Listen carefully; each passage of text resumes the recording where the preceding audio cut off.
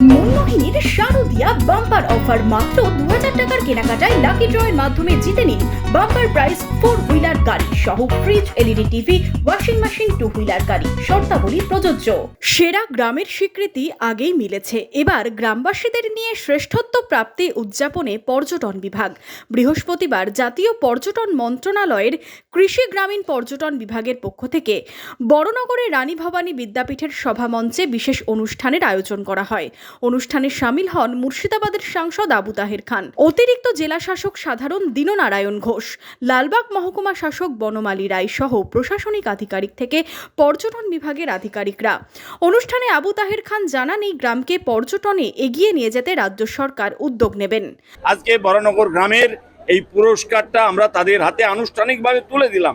Best গ্রামের যে award Bharat সরকার দিয়েছিল ট্যুরিজমের ক্ষেত্রে, সেটা আমরা তুলে দিলাম আদর্শ গ্রাম হিসেবে।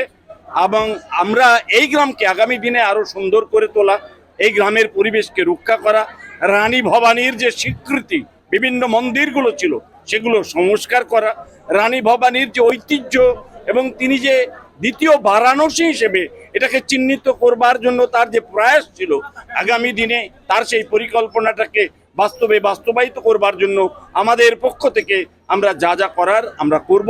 ভাগীরথীর পশ্চিম পারে এই গ্রামকে পর্যটনের পাশাপাশি কৃষি থেকে শিক্ষা ক্ষেত্রেও উন্নতি করা যায় তা নিয়ে আলোচনা করা হয় এদিনের অনুষ্ঠানে।